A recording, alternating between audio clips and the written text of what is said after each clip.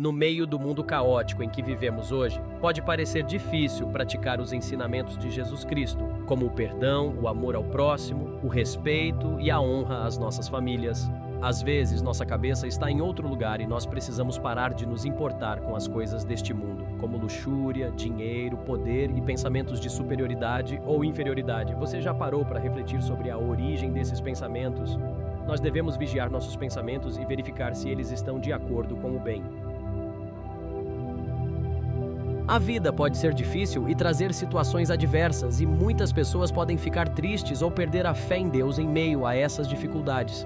Mas como Jesus disse, no mundo vocês têm aflições, mas animem-se, eu já venci o mundo. Nós fortalecemos nossa fé quando enfrentamos desafios e provações, pois é no momento de maior dificuldade que Deus está ao nosso lado.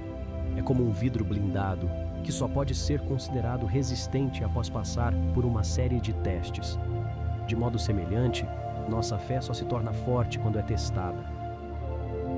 Com Deus como nosso guia e fonte de força, podemos construir uma barreira intransponível e fortificada, capaz de resistir a qualquer ameaça. Essa barreira pode ser construída dia após dia, com a fé em Deus, crescendo e fortalecendo nossa resistência. É como se tivéssemos um escudo divino, protegendo-nos de todo mal e nos dando a força necessária para enfrentar qualquer desafio. Sim, é verdade que algumas pessoas têm dificuldade em acreditar em Deus porque nunca viram um sinal ou prova divina. Mas, como Jesus disse, bem-aventurados os que não viram e creram. Ter fé é acreditar em algo maior do que o que podemos ver ou compreender, é confiar que Deus existe mesmo que não possamos prová-lo.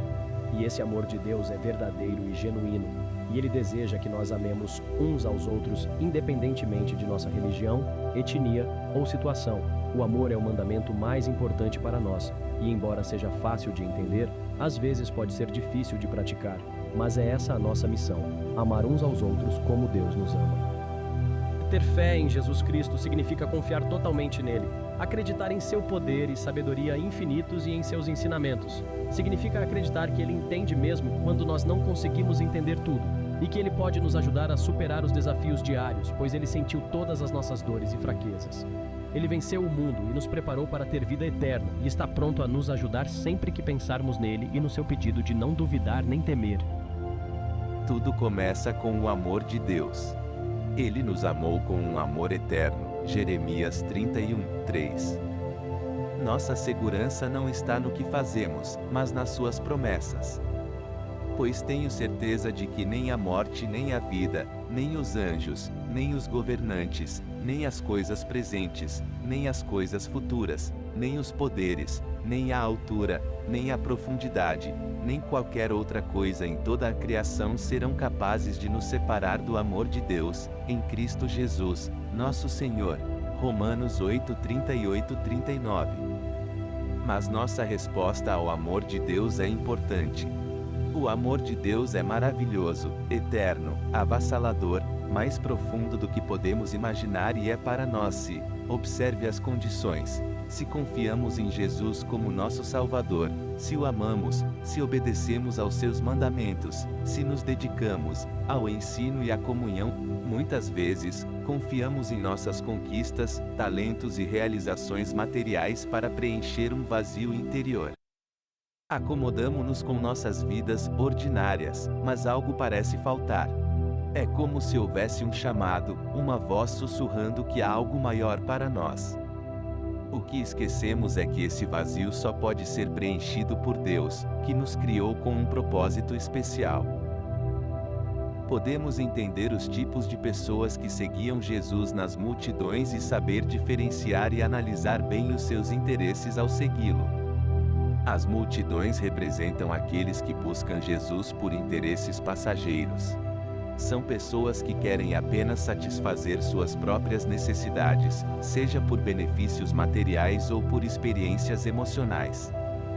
Entre elas, encontramos os haters, os críticos constantes, que não se envolvem nem se comprometem com a fé. Também há os interesseiros, que buscam apenas benefícios pessoais, e os espectadores, que se contentam em assistir aos eventos religiosos, mas não se comprometem verdadeiramente. Os mais próximos. Os mais próximos são aqueles que têm algum interesse em seguir Jesus e viver de acordo com a vontade de Deus, mas ainda não se entregaram completamente. Muitas vezes, são pessoas que se tornam membros de igrejas, mas não experimentam um crescimento real em sua fé. São os crentes que estão satisfeitos em apenas sentar, serem salvos e permanecerem no mesmo lugar. Eles são envolvidos, mas não comprometidos, disponíveis apenas quando sobra tempo ou recursos. Os discípulos. Os discípulos são aqueles que aprenderam a imitar Jesus e estão dispostos a seguir seus ensinamentos. São pessoas que se entregaram totalmente, independentemente das circunstâncias. Existem diferentes níveis de intimidade com Jesus entre os discípulos. Alguns são discípulos comuns, que caminham com Jesus, mas podem voltar atrás quando as palavras de Jesus se tornam desafiadoras. Outros são aqueles que são mais próximos de Jesus, testemunharam fiel de sua vida e ministério. E há também o discípulo amado, considerado um dos mais íntimos de Jesus. Devemos nos questionar: quem somos nós diante de Jesus? Estamos buscando apenas benefícios passageiros ou estamos verdadeiramente comprometidos em segui-lo? Jesus nos chama a negar a nós mesmos, tomar a nossa cruz e segui-lo diariamente. Somente quando estamos dispostos a entregar tudo e nos tornar verdadeiros discípulos, podemos experimentar a vida abundante que Jesus oferece.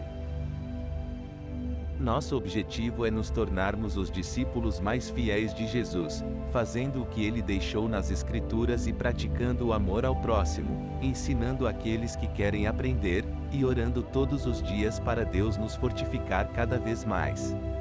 Que possamos refletir sobre nossa caminhada com Jesus e, se necessário, buscar uma conversão genuína, entregando nossa vida completamente a Ele. Sejamos discípulos comprometidos, prontos para imitar Jesus em todas as áreas de nossas vidas. Afinal, Jesus é o pão da vida, e somente nele encontramos plenitude e satisfação verdadeira. Devemos meditar e entender bem a palavra de Deus, isso abre o nosso coração. A meditação na palavra requer prática e um coração disposto a ouvir a voz de Deus e a obedecer. Em um primeiro momento é importante eliminar distrações separando um tempo a sós com Deus. Com o passar do tempo isso vai se tornando cada vez mais natural a ponto de você conseguir discernir a voz de Deus inclusive no meio das tribulações. A meditação não é necessariamente ouvir uma voz audível de Deus, mas sim uma sensibilidade ao Espírito Santo que habita dentro de nós. É a voz suave e sutil do Espírito que nos guia e fala conosco.